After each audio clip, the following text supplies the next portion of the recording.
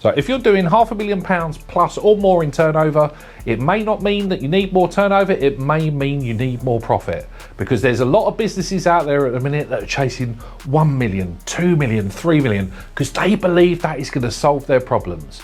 But if you concentrated on margin first and turnover second, you will then look to scale your business profitably, instead of actually feeling like you're a busy fool doing all of this stuff but not actually making any profitability within your company. The game at £500,000 or more is this. The first one is to cut waste.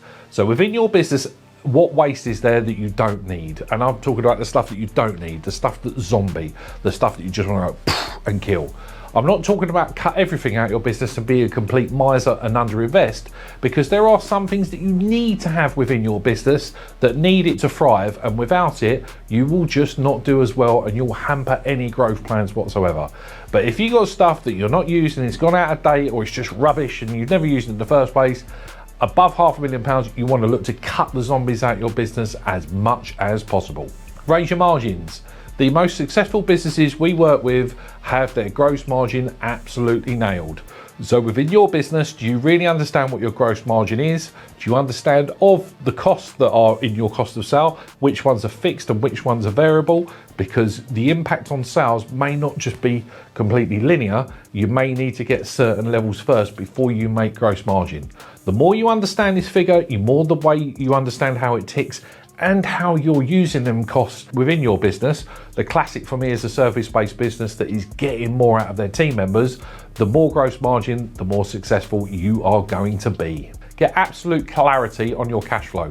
Make sure that you're not just looking at the profit and loss account, you are looking on the things that impact on cash. So have you really nailed your cash waterfall? Have you really nailed your 13-week plan for your cash flow to make sure everything is building? Have you really nailed your runway to make sure that you are protecting your business?